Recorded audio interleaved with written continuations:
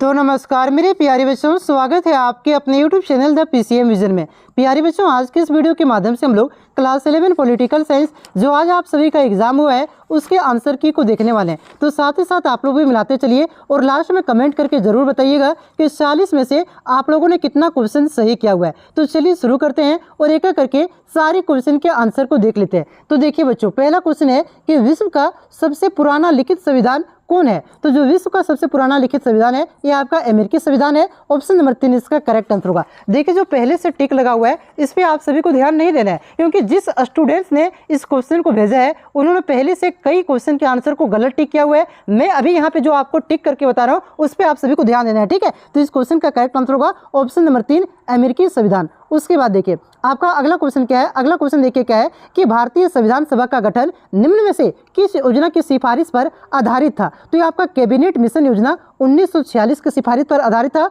Option number 4 इसका correct answer होगा। उसके बाद देखिए बच्चों अगला क्वेश्चन है कि न्यायालय के किस महत्वपूर्ण निर्णय में कहा गया है कि हमारे मौलिक अधिकारों में कोई कटौती नहीं की जा सकती है। तो इसका जो करेक्ट आंसर होगा आपका गोलकनाथ केस 1967 में कहा गया है। ऑप्शन नंबर 3 इसका करेक्ट आंसर होगा। देखिए जो जैक के द्वारा 2019 में 3 सेट मॉडल पेपर जारी किया गया था उसमें आपका आंसर की भी जारी किया गया था। तो वहां पे ये क्वेश्चन था, लेकिन वहां पे जैक के द्वारा आंसर बताया गया था केशव नंद भारती केस 1973, जो कि इसका गलत आंसर होगा। इसका सही आंसर होगा आपका गोलकनाथ केस 1967 होगा, ध्यान रखिएगा, ठीक है। चलिए डिटेल में बता दी, इस वजह से आपका कोई भी बच्चे गलत यहाँ पे कमेंट नहीं करे। चलिए ठीक है। चलिए अगला क्वेश्चन पे आते हैं कि भारतीय संविधान की प्रस्तावना में के अनुसार भारत की सर्वोच्च सत्ता किस में निहित है। तो ये आपका जनता में निहित है। ऑप्शन नंबर 3 इसका करेक्ट आंसर होगा। उसके बाद देखिए अगला क्वेश्चन है कि किस संविधान संशोधन द्वारा संविधान के में मौलिक कर्तव्यों को शामिल किया गया। तो ये आपका 42वां संविधान संशोधन के द्वारा शामिल किया गया था। ऑप्शन नंबर 4 इसका करेक्ट आंसर होगा, ठीक है। उसके बाद देखिए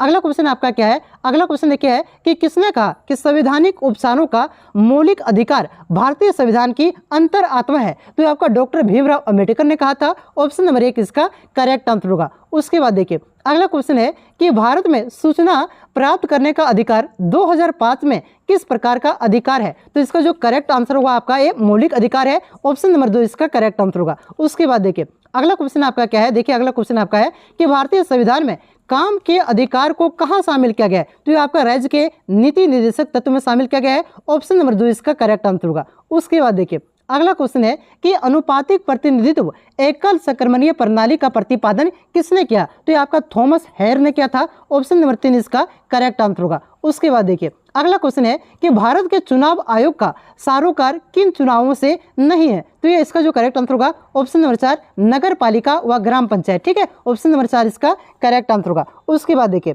अगला क्वेश्चन है कि संविधान के किस अनुच्छेद में वित्तीय आपातकाल का प्रावधान किया गया है। तो ये आपका अनुच्छेद 360 में। ऑप्शन नंबर 2 इसका करेक्ट आंसर होगा। उसके बाद देखिए अगला क्वेश्चन है कि भारत के पहली महिला राष्ट्रपति कौन बनी। तो भारत के पहली महिला राष्ट्रपति आपका प्रतिभा पाटिल थी। ऑप्शन नंबर 3 इसका करेक्ट आंसर होगा। द्रौपदी मुर्मू तो अभी है भैया, इससे पहले बनी थी प्रतिभा पाटिल जो भारत की पहली महिला राष्ट्रपति थी, ठीक है। चलिए अगला क्वेश्चन आते हैं। अगला क्वेश्चन आपका कि किसको कैबिनेट के मेहराब की आधारशिला कहा जाता है। तो इसका जो करेक्ट आंसर होगा आपका प्रधानमंत्री को कहा जाता है। ऑप्शन नंबर 2 इसका करेक्ट आंसर होगा। उसके बाद देखिए अगला क्वेश्चन देखिए क्या है कि संसद की संयुक्त बैठक की अध्यक्षता कौन करता है। तो यह करता है आपका लोकसभा का अध्यक्ष। ऑप्शन नंबर 4 इसका करेक्ट आंसर होगा। उसके बाद देखिए अगला क्वेश्चन आपका क्या है। देखिए अगला क्वेश्चन आपका है कि धन विधेयक को प्रमाणित करने की शक्ति किसे प्राप्त है। तो ये आपका लोकसभा के स्पीकर को प्राप्त है, यानी कि लोकसभा के अध्यक्ष को। ऑप्शन नंबर 3 इसका करेक्ट आंसर होगा। उसके बाद देखिए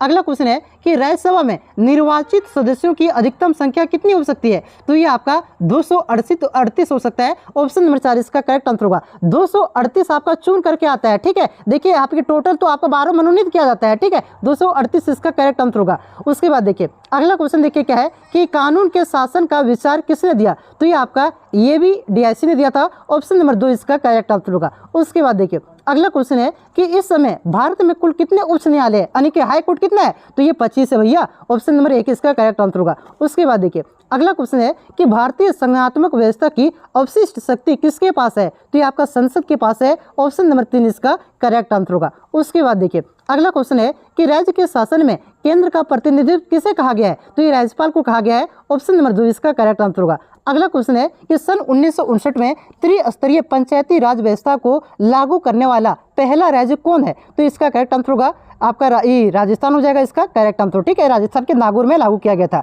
उसके बाद देखिए अगला क्वेश्चन है कि राज्य के चुनाव आयुक्त की नियुक्ति कौन करता है? तो ये राज्यपाल करता है। ऑप्शन नंबर 3 इसका करेक्ट आंसर होगा। देश के चुनाव आयुक्त की नियुक्ति राष्ट्रपति करता है। ठीक है, राज्य यहाँ पे पूछा है, इस वजह से आपका राज्यपाल होगा। उसके बाद देखिए अगला क्वेश्चन आपका क्या है? अगला क्वेश्चन है आपका कि भारतीय संविधान की संशोधन प्रक्रिया किस देश का प्रभाव है? किस देश से लिया गया है? तो ये आपका दक्षिण अफ्रीका से। उसके बाद देखिए अगला क्वेश्चन है कि भारतीय संविधान के 73वें संशोधन का संबंध है? तो ये आपका पंचायती राज व्यवस्था से संबंधित है भैया। ऑप्शन नंबर 4 इसका करेक्ट आंसर होगा। उसके बाद देखिए अगला क्वेश्चन है कि आधुनिक राजनीति वैज्ञानिक कौन है? तो ये आपका डेविड ईस्टन है। ऑप्शन नंबर 4 इसका करेक्ट आंसर होगा। उसके बाद देखिए अगला क्वेश्चन है कि रिपब्लिक पुस्तक किसने लिखी? तो इस पुस्तक को आपका प्लूटो ने लिखा है। ऑप्शन नंबर 2 इसका करेक्ट आंसर होगा। उसके बाद देखिए अगला क्वेश्चन आपका क्या है? अगला क्वेश्चन है कि किसने कहा कि मनुष्य स्वतंत्र रूप में जन्म लेता है लेकिन हर जगह वह बंधन से जकड़ा है? तो ये आपका रूसो ने कहा था। ऑप्शन नंबर 1 इसका करेक्ट आंसर होगा। अगला क्वेश्चन है कि किसने फ्रीडम फॉर फियर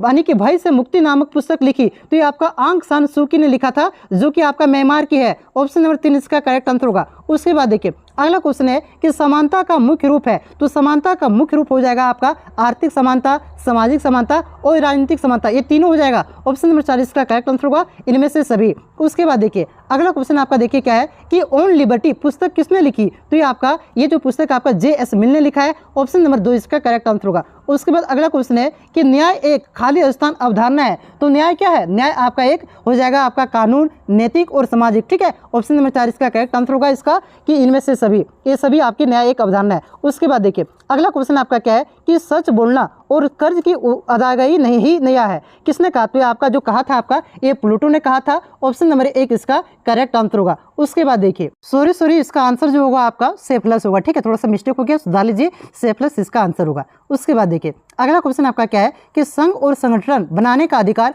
किस प्रकार का अधिकार है? तो इसका जो करेक्ट आंसर होगा आपका ये नागरिक अधिकार है। ऑप्शन नंबर 4 इसका करेक्ट आंसर होगा। उसके बाद देखिए अगला क्वेश्चन है कि काम का अधिकार किस प्रकार का अधिकार है? तो इसका जो करेक्ट आंसर होगा मौलिक अधिकार है। ऑप्शन नंबर 4 इसका करेक्ट आंसर होगा। उसके बाद देखिए अगला क्वेश्चन है कि भारत में नागरिकता कानून कब पारित किया गया? तो ये 1955 में पारित किया गया था। ऑप्शन नंबर 3 इसका करेक्ट आंसर होगा। अगला क्वेश्चन है कि सबसे पहले किस देश ने महिलाओं को मताधिकार दिया था? तो ये आपका न्यूजीलैंड ने दिया था। ऑप्शन नंबर 4 इसका करेक्ट आंसर होगा। उसके बाद देखिए अगला क्वेश्चन है कि किस क्रांति ने राष्ट्रवाद की भावना को प्रेरित किया? तो ये आपका 1789 की फ्रांस की क्रांति ने, फ्रांसीसी क्रांति ने। ऑप्शन नंबर 2 इसका करेक्ट आंसर होगा। उसके बाद देखिए अगला क्वेश्चन है कि किस वर्ष भारतीय संविधान की प्रस्तावना में पंथ निरपेक्ष शब्द जोड़ा गया? तो ये आपका 42वां संविधान संशोधन जो कि आपका 1976 में हुआ था, उस समय जोड़ा गया था। ऑप्शन नंबर 4 इसका करेक्ट आंसर होगा। अगला क्वेश्चन है सविनय अवज्ञा की नारा किसने दिया? तो ये महात्मा गांधी ने दिया था। ऑप्शन नंबर 2 इसका करेक्ट आंसर होगा। उसके बाद देखिए अगला क्वेश्चन है कि सरदार सरोवर बांध परियोजना